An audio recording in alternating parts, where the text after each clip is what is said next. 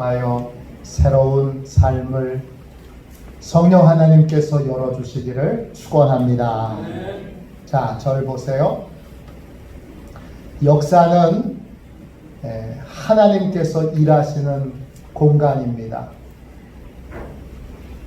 역사를 영어로 히스토리라고 합니다.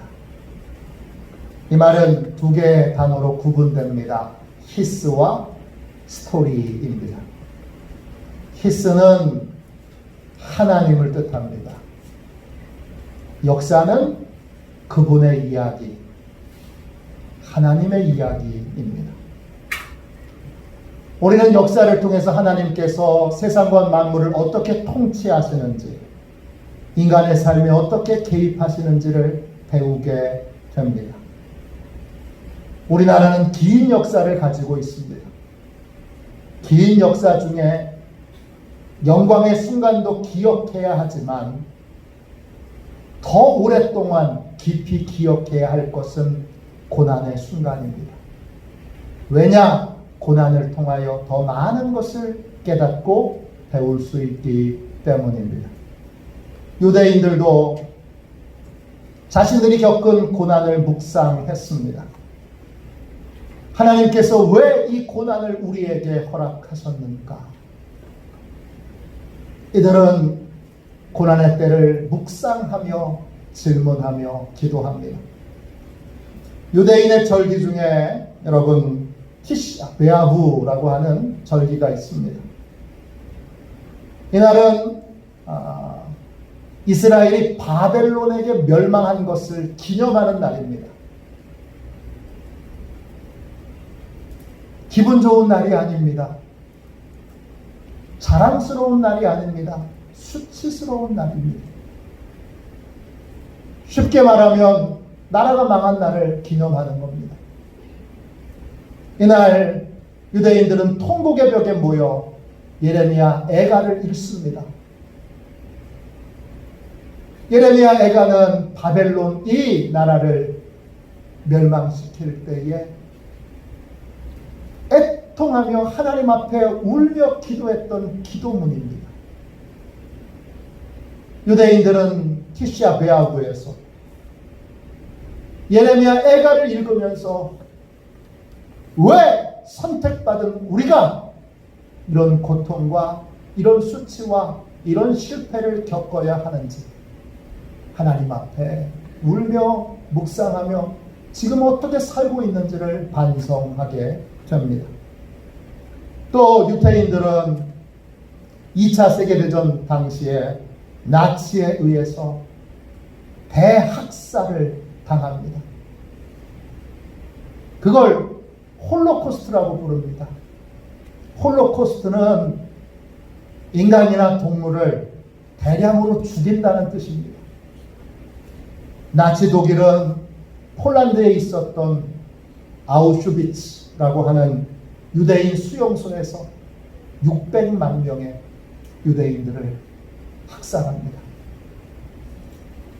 놀라운 건 여러분 이스라엘의 수도인 예루살렘에 학살을 기념하는 기념관이 있습니다. 일반적으로 홀로코스트 기념관이라고 불려지지만 유대인들은 다른 이름을 붙입니다. 야드 바셈이라고 붙입니다. 야드는 손이라는 뜻이고 바셈은 기다린다, 기억한다, remember라는 뜻입니다. 이 이름은 이사야 49장 16절에 기초하고 있습니다. 내가 너를 내 손바닥에 새겼고 하나님께서 우리를 영원히 지워지지 않는 하나님의 손바닥에 새긴 것처럼 유대인들은 고난의 순간을 영원히 기억해야 한다. 그래서 이름이 야드바셈입니다. 왜 그래야 합니까? 영광의 순간보다 고난의 순간을 통해 배우는 것이 진짜 많기 때문입니다. 우리 민족도 유대인 못지않게 고난과 수치를 많이 겪었습니다. 그런데 우리는 좀 다릅니다. 우리는 영광의 순간은 기념하고 기억합니다. 그런데 고난의 순간은 부끄러워서 잊어버립니다. 쉽게 잊어버립니다. 이 부분에 대하여 우리는 성경의 지혜를 배워야 합니다. 우리는 영광의 순간이 아니라 고난의 순간을 더 잘 기억해야 합니다. 최소한 오늘을 사는 우리는 두 가지 역사적인 순간을 잊지 말아야 합니다. 이 두 가지 순간을 잊지 않으면 여러분 방종할 수 없습니다. 지금처럼 살 수 없습니다. 이렇게 살 수는 없습니다. 그 두 가지 날이 언제냐? 첫째가 경술국치의 날입니다. 이날은 한일합병 조약이 통과된 날입니다. 한마디로 조선이 망한 날입니다. 광복절 8월 15일은 다 알고 있는데 경술국치를 아는 사람은 많지 않습니다. 그날이 언제죠? 여러분, 1910년 8월 29일입니다. 8월 29일이 8월 15일보다 더 중요한 날입니다. 일본에게 주권을 빼앗긴 날입니다. 우리는 이 날을 기억해야 합니다.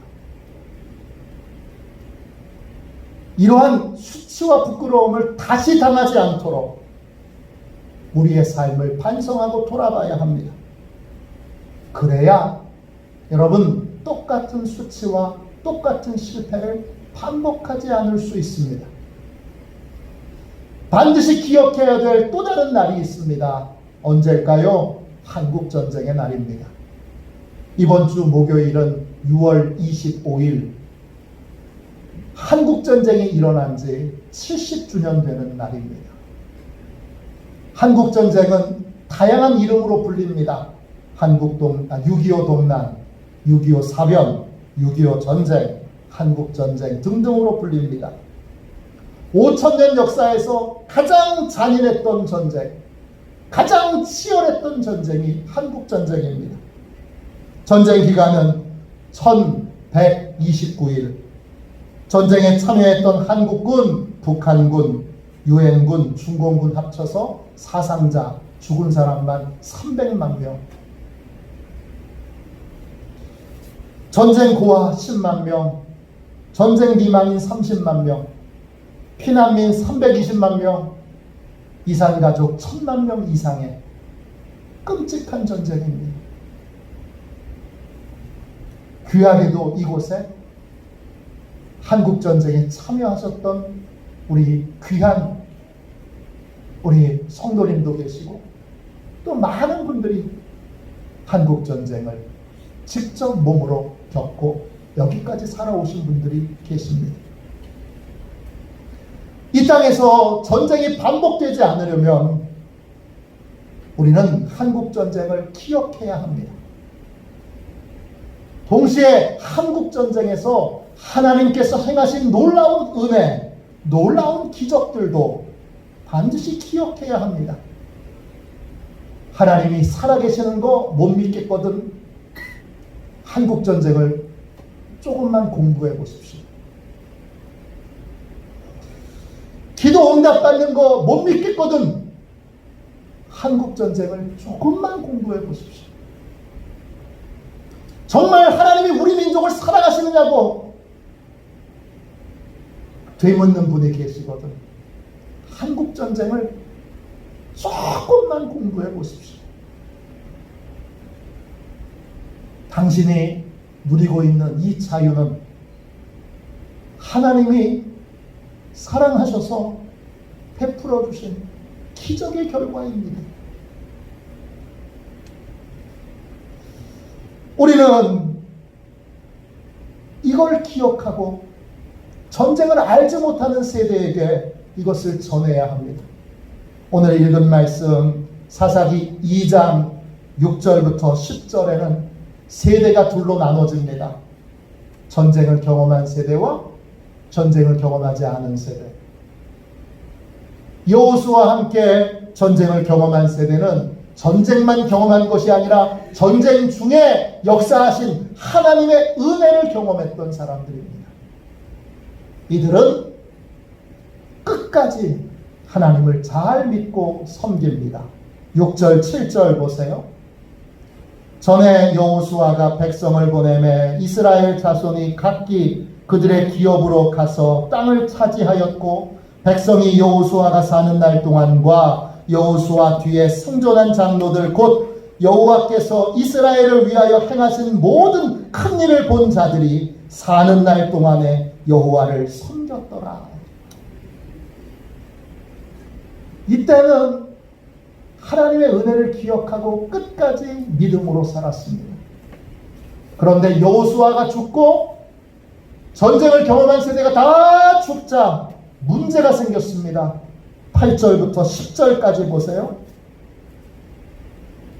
여호와의 종 눈의 아들 여호수아가 110세에 죽음에 무리가 그의 기업의 경내 에브라임 산지 가스산 북쪽 딥낫 헤레스에 장사하였고 그 세대의 사람도 다 그 조상들에게로 돌아갔고 그 후에 일어난 다른 세대는 여호와를 알지 못하며 여호와께서 이스라엘을 위하여 행하신 일도 알지 못하였더라. 전쟁을 아는 세대가 다 죽자 전쟁을 알지 못하는 세대들이 나타났습니다. 이들은 전쟁을 경험하지 못했을 뿐만 아니라 전쟁 중에 행하신 하나님의 은혜도 그들은 전해 듣지 못했습니다. 그러니까 하나님도 모르고 하나님께서 이스라엘 민족을 위하여 어떤 은혜를 베풀어 주셨는지도 모릅니다. 그 결과로 하나님을 떠나 이방 사람들과 동일한 삶을 똑같은 우상 숭배를 행하며 살아가게 됩니다. 전쟁을 통해 하나님의 은혜를 체험한 사람들은 사명이 있습니다. 여러분에게 사명이 있습니다. 그건 다음 세대에게 전쟁을 통해 하나님께서 어떤 은혜를 베풀어 주셨는지를 가르쳐야 합니다. 전해야 합니다. 한국전쟁은 단순히 비극적인 전쟁이 아닙니다. 저도 전쟁을 모르는 세대였습니다. 그러나 티시아 베아부를 묵상하고 야드 바셈을 묵상하면서 한국전쟁을 공부하기 시작했습니다. 벌써 10년이 훨씬 전부터 공부를 시작해서 여러분 오늘 한 설교는 그냥 몇 시간 준비한 게 아니라 최소한 10년 이상을 준비한 설교입니다. 이 한국전쟁이 그냥 단순히 비극적인 전쟁이 아니라 이 비극 안에 놀라운 하나님의 사랑이 숨겨져 있습니다. 한국전쟁을 통하여 하나님이 내가 너희를 결코 버리지 아니할 것이다. 우리를 지켜주셨고 우리를 돌봐주셨습니다. 우리는 놀라운 하나님의 은혜, 그 은혜를 전쟁을 모르는 세대에게 전하고 알려주고 가르치는 그러한 증인들이 되어야 합니다. 저를 한번 따라하겠습니다. 하나님의 은혜를 전파하라. 한 번 더 크게 저를 따라하겠습니다. 한국 전쟁 중에 행하신 하나님의 은혜를 전파하라. 할렐루야. 이제부터 한국전쟁에 하나님이 어떤 은혜를 베풀어 주셨는지 간략하게 살펴보겠습니다. 이거 한 2달은 해야 되는데 제가 한 주에 간단하게 전합니다. 하나님께서 한국전쟁에서 정말 놀라운 은혜를 곳곳에 베풀어 주셨는데 그 놀라운 기적은 너무나 많습니다. 오늘은 그 중에 가장 대표적인 것 5가지만 추려서 말씀드립니다. 한국전쟁은 1950년 6월 25일 주일 새벽 4시에 북한군의 공격으로 시작됩니다. 왜 김일성은 이날을 전쟁을 시작하는 날로 삼았을까요? 군사 전문가에 의하면 치밀하게 전쟁을 준비하던 김일성은 소련의 고문단 바실리에프 장군과 디데이를 잡는데 6월 25일을 택합니다. 여기에는 특별한 이유가 있습니다. 김일성은 북한군의 진격 속도를 하루에 10km 정도를 예상했습니다. 그러면 50일이면 여러분 부산을 점령할 수 있습니다. 그래서 광복절인 8월 15일을 적화통일의 날로 삼아서 부산에서 해방 5주년 행사를 성대하게 개최할 것을 그렇게 계획하고 50일 전인 6월 25일을 전쟁의 날로 정한 것입니다. 김일성은 전쟁을 준비하면서 미군이 개입할 가능성을 희박하게 봤습니다. 그는 미군이 전쟁에 개입하려면 최소한 2달의 시간은 걸릴 것이고 미군이 개입하기 전에 속도전으로 50일 만에 이 전쟁을 끝내겠다. 이런 구상으로 전쟁을 시작합니다. 대단한 사람입니다. 김일성의 계획대로 북한군은 파죽지세로 밀고 내려옵니다. 우리나라 당시에 탱크가 한 대도 없었습니다. 북한은 소련제 탱크 T-34와 수백 대의 자주포를 들고 거침없이 밀고 내려왔습니다. 3일 만에 서울이 전복됐습니다. 한 달 만에 낙동강까지 밀고 내려왔습니다. 김일성의 계획대로 척척척 이루어지고 있었습니다.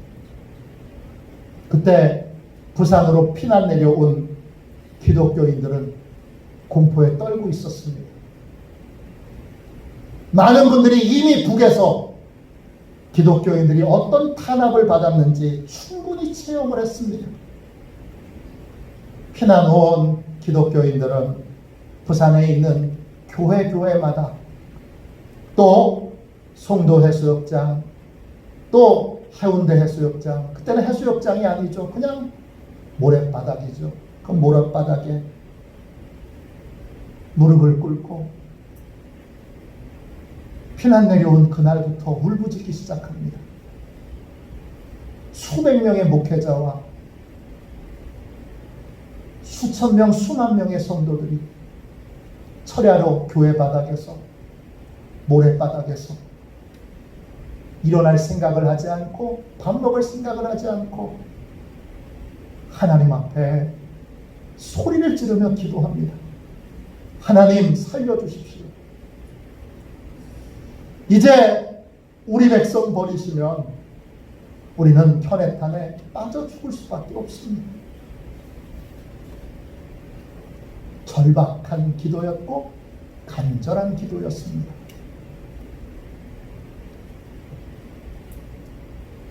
하나님밖에 없으니까 하나님을 찾았고 하나님께 부르짖었습니다. 하나님께서 그 기도에 응답하셨습니다. 이 민족을 불쌍히 여기셨고 놀라운 기적과 은혜를 베풀어 주십니다. 어떤 은혜가 베풀어졌습니까? 어떤 기적이 일어났습니까? 첫 번째, 하나님께서 북한군이 서울을 점령하고 3일 동안의 시간을 허비하게 만드십니다. 이 3일이 여러분 놀라운 시간입니다. 3일 만에 서울을 정복하고 잔치를 벌이고 있을 때 미국 대통령 트루먼이 27일에 한국의 군대 파병을 명령합니다. 미군이 신속하게 개입하는 것이 불가능할 것이다. 그렇게 김일성은 예상했습니다. 그러나 우리 하나님께서 미국 대통령을 움직여서 파병을 즉시로 결정하게 합니다. 미국의 전쟁 개입에서 유례를 찾아볼 수 없이 전쟁에 참여하겠다는 선언 없이 바로 즉시로 한국전쟁에 참여합니다. 그리고 7월 7일에 유엔 안전보장이사회에서 유엔군 파견을 결정합니다. 이때 안전보장이사국 중에 하나였던 소련이 참여했다면 파병 결정은 이루어질 수 없습니다. 근데 그날 소련 대표가 참여를 안 했습니다. 왜 그날 안전보장이사회 회의에 이 소련이 참석을 안 했을까? 여러 학설과 여러 이론이 있는데 여러분, 정확한 이유는 밝혀지지 않았습니다. 기도하는 사람들은 고백합니다. 하나님께서 우리의 울부짖음을 들으시고 신앙의 자유를 보호하시기 위해 역사하셨다. 그렇게 믿습니다. 둘째, 하나님께서 한국을 돕기 위해 전 세계 젊은이들을 일으키십니다. 안전보장이사회에서 한국에 민족끼리 싸우는 거잖아요.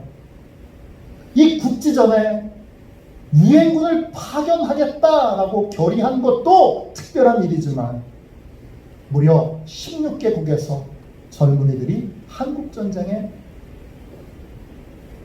참여합니다. 같은 민족, 한 민족끼리 싸우는 전쟁에 16개국이 참여한 건 역사상 유례를 찾아볼 수 없는 일이고 지금도 이런 일은 없습니다. 하나님께서 절박한 우리의 기도를 들으시고 세계 젊은이들을 일으키신 겁니다. 참전국 보십시오. 미국, 캐나다, 콜롬비아, 호주, 뉴질랜드, 필리핀, 태국, 남아공, 에티오피아, 영국, 벨기에, 프랑스, 그리스, 룩셈부르크, 네덜란드, 터키 등입니다. 신기하죠? 여러분 신기하지 않으세요? 전 너무 신기해요. 있을 수 없는 일이에요. 여러분, 저 영국에서 전쟁하면 여러분의 아들들 보내겠어요? 저 아프리카에서 전쟁하면 여러분 아들들 보내겠냐고요? 신기한 일입니다. 겸손히 하나님의 백성들이 울부짖으며 하나님 앞에 은혜를 구하자 하나님께서 남미에 있는 젊은이들을 일으키셔요. 호주에 있는 젊은이들을 일으키세요. 유럽에 있는 젊은이들을 일으키세요. 아시아에 있는 젊은이들을 일으키세요. 아프리카에 있는 젊은이들을 일으키세요. 그래서 그 젊은이들을 하나님이 보내셨어요. 참전국들은 최소한 일개 대대병력 1200명 이상을 보냈습니다. 여러분, 참여한 연합군 미군을 제외하면 39,000명, 미국을 포함하면 34만 1,000명, 그 중에 37,902명이 여기서 죽었습니다. 부산에 가면 유엔 기념공원이 있습니다. 한국전쟁에서 싸우다가 전사한 유엔군들의 묘지가 있는 곳입니다.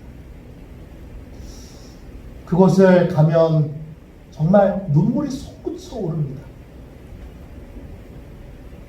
야, 우리 민족을 정말 하나님이 사랑하시는구나 느끼지 않을 수 없습니다. 우리는 하나님께 큰 빚이 있습니다. 우리는요, 전 세계 젊은이들에게 생명의 빚이 있습니다. 우리의 자유는 그들의 피값으로 지켜진 것입니다. 제대로 바르게 살아야 합니다. 어려운 나라들 복음으로 돕고 사랑으로 도와야 합니다. 우리가 선교 제일 많이 하는 나라 되어야 합니다. 당연합니다. 우리는 전 세계의 젊은이들의 생명값으로 자유를 얻었기 때문입니다. 세 번째, 하나님께서 8월인데 장마철에 낙동강 전선에 비가 내리지 않게 하셨습니다. 마지막 이제 남은 건 낙동강 전선. 그것만 무너지면 김일성 계획대로 끝나는 겁니다. 근데 비가 내리지 않는 게 중요합니다. 왜 비가 내리지 않는 게 중요하냐? 비가 내리지 않아야 미국의 폭격기인 B-29가 뜹니다. 비가 오면 못 뜹니다. 비가 오지 않아야 매일마다 B-29가 폭격을 할 수가 있습니다. 피난 내려온 기독교인들은 B-29가 계속 낙동강 전선에 북한군이 있는 지역을 폭격할 수 있도록 비가 내리지 않도록 기도합니다. 신기하죠? 8월 장마철인데 그해 8월 내내 비가 내리지 않습니다. 어떻게 설명하실 거예요? 미군은 마음껏 폭격을 할 수 있었고 시간을 벌게 된 연합군은 그 번 시간으로 우리가 잘 아는 인천 상륙작전을 감행합니다. 비가 왔으면 인천 상륙작전 불가능했던 것입니다. 네 번째, 흥남에 고립되어 있던 10만 명의 피난민들을 하나님이 구원해 주셨습니다. 일명 흥남 철수작전입니다. 여러분 영화 국제시장 보신 분들은 첫 장면이 흥남 철수작전의 그 첫 장면이 나옵니다. 흥남 철수작전은 중공군에게 포위당한 미군 10군단 병사들을 철수하기 위한 작전이었습니다. 미군은 함경남도 장진호까지 진격했다가 중공군에게 밀려서 퇴각하기 시작합니다. 중공군이 인해준술로 계속 밀고 내려오는데 감당을 못합니다. 죽이고 또 죽이고 또 죽여도 밀고 내려오니까 사람을 죽이는 것에도 한계가 있지. 한 사람만 죽여도 여러분 아무리 전쟁이어도 죄책감이 있는데 계속 죽어도 또 내려오고 또 내려오고 또 내려오니까 미국이 감당을 못합니다. 계속 퇴각하면서 결국 중공군에게 포위당하게 됩니다. 위로도 갈 수 없고 밑으로도 갈 수 없습니다. 그래서 이제 포위당한 이 미군들이 흥남이라고 하는 부두에 모여서 배로 군 병력을 퇴각시키기로 결정합니다. 이게 흥남 철수작전입니다. 그런데 그곳으로 피난민들이 몰려오기 시작합니다. 20만 명이 몰려옵니다. 공산 치하에서는 자유를 보장받을 수 없기에 남쪽으로 내려오기로 결정한 사람들이 어떻게 하든지 그 배에 얻어 타기 위해 몰려온 것입니다. 그런데 군사작전상 이들을 구출한다는 건 불가능한 일입니다. 작전 총책임을 맡고 있었던 알몬드 군단장은 미군조차도 지금 탈출을 다 할 수 있을지 확신할 수 없는 상황이었습니다. 그런데 피난민 수송은 생각도 하지 못합니다. 이때 알몬드 군단장의 통역관이었던 현봉학 박사 의사였다가 이제 한국전쟁에 참여하게 되어 알몬드 군단장의 통역관이 되었던 현봉학 박사가 간청하고 설득합니다. 목사의 아들이었던 현봉학 박사는 이화여자대학교에서 영어를 가르치던 윌리엄스 선교사의 도움으로 미국에 가서 의학을 공부하고 돌아옵니다. 세브란스 병원에서 의사 생활을 하다가 전쟁을 맞이하여 해병대 알몬드 군단장의 통역관이 됩니다. 미군이 이대로 떠나면 이제 자유를 받게 돼서 기뻐하던 함경도 주민들은 다 몰살할 것을 너무나 잘 알던 이 현봉학 박사가 미친 듯이 설득을 합니다. 결국 알몬드 군단장이 하루의 시간을 줍니다. 그리고 4,000명만 구출한다. 이렇게 계획을 발표합니다. 그 후에 이제 이 철수작전이 잘 이루어지는가 헬기로 상황을 살펴보던 이 알몬드 군단장이 수만 명의 피난민들이 미군의 배에 올라타기 위해 12월의 추운 겨울바다에 뛰어들어서 배를 향해서 걸어오는 그 모습을 보고 마음의 감동을 받게 됩니다. 하나님께서 마음의 감동을 주시고 알몬드 군단장의 마음을 돌이켜 모든 피난민들을 구출하기로 결정하고 이 작전을 실제로 지휘하고 있던 포니 대령에게 전화를 겁니다.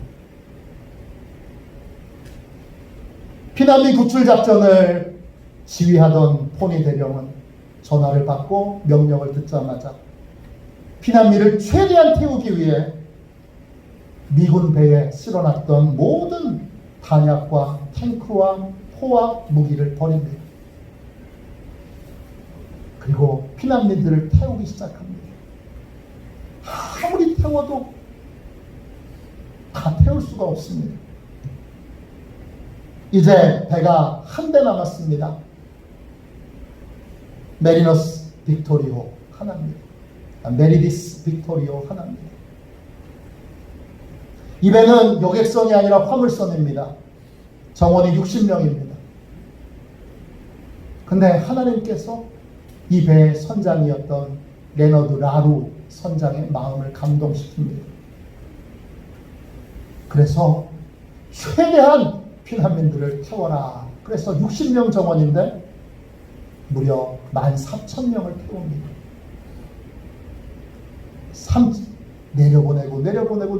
내려보내서 정말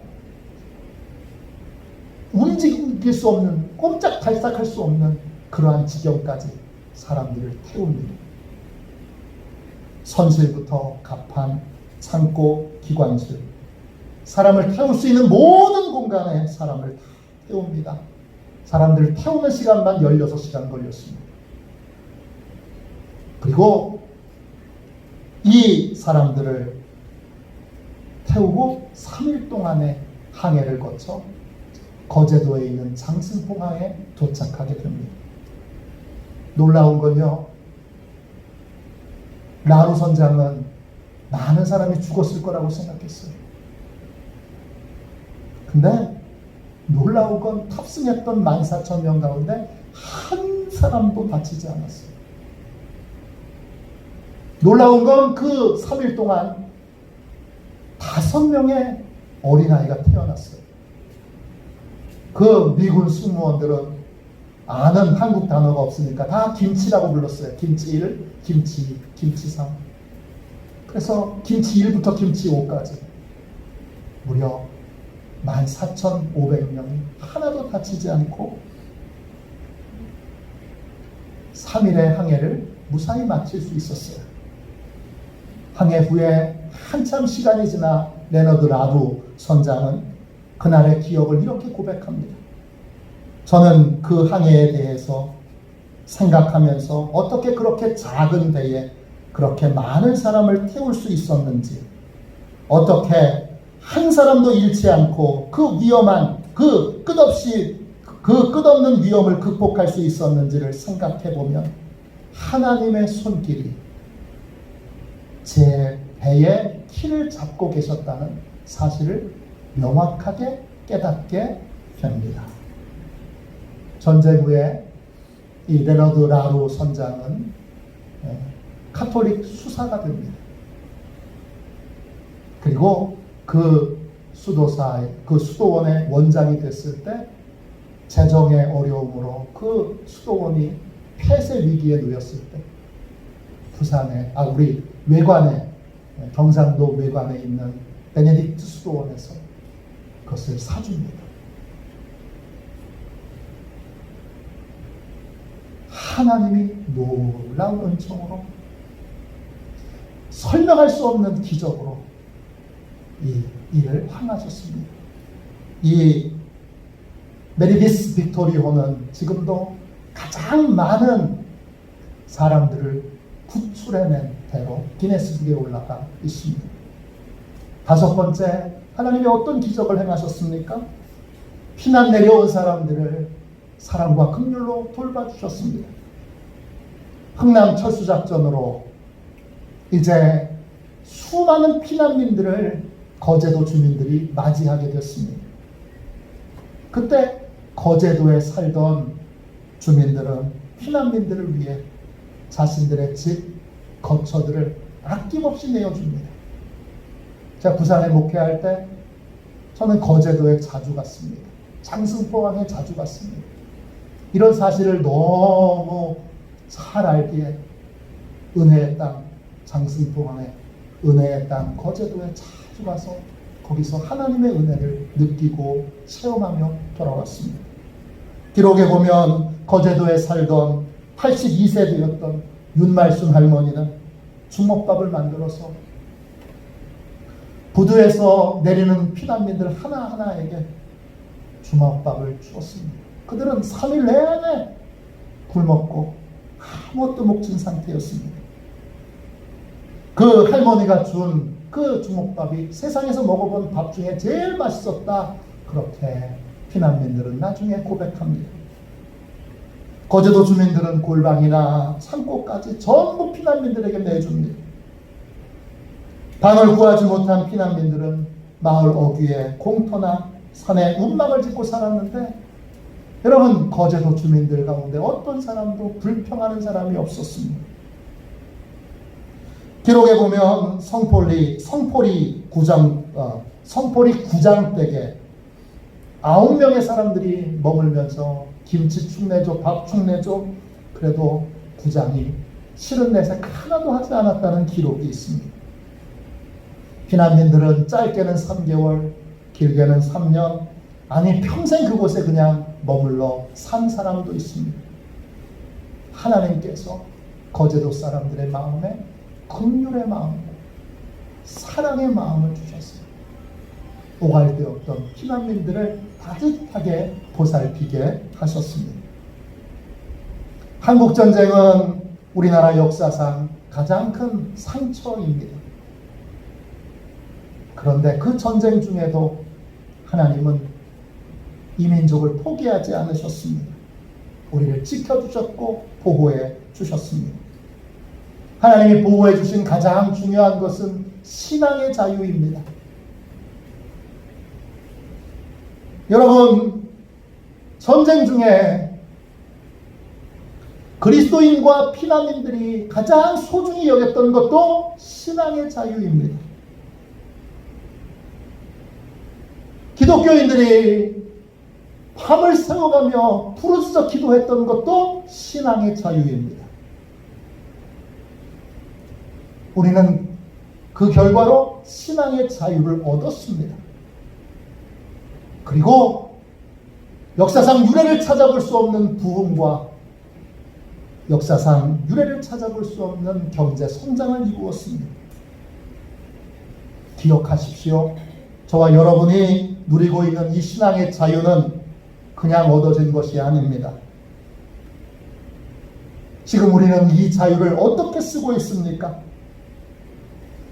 이 자유를 빼앗길 수 없기에 밤새 부르짖어 금식하며 기도하는 사람들이 울부짖음을 기억하십시오. 이 자유를 위해 남쪽으로 가는 배를 얻어 타기 위해 추운 겨울에 바닷물 속으로 뛰어들었다. 배에 기어오르기 위해 위험천만한 그 밧줄에 매달려 있었다. 그 사람들의 절박함을 기억하십시오. 한 사람이라도 더 채우기 위해 자기의 모든 것들을 버렸던 그런 귀한 사람들의 사랑을 기억하십시오. 우리의 자유는 전 세계 수많은 젊은이들이 생명을 주고 그 값으로 산 것입니다. 피값으로 산 거예요. 이걸 자유와 방종으로 낭비한다는 것 있을 수 없는 일입니다. 각성해야 됩니다. 깨어 있어야 합니다. 지금처럼 살면 안 됩니다. 다시 피난민들의 절박한 마음으로 이 나라와 이 민족을 위해 바로 세워지도록 기도해야 합니다. 하나님의 은혜가 계속 이 나라에 부어지도록, 이 나라의 자유가 지켜지도록 여러분 예배의 자리에 모이기에 힘써야 합니다. 전 세계 사람들에게 복음과 사랑을 나눠줄 수 있도록 선교와 구제에 앞장서는 나라가 되도록 여러분 힘써야 합니다. 이게 오늘 우리가 해야 될 일입니다. 이 빚진 자로 여러분 살아가기로 결단하고 이 은혜 모르면 그러면 안 됩니다. 이 귀한 은혜를 기억하고 각성하여 이 은혜를 전파하고 이 은혜를 지키기 위해 사는 저와 여러분이 다 되시기를 주님의 이름으로 축원합니다. 기도하겠습니다. 이 시간 우리 함께 통성으로 같이 기도합시다. 이 자유,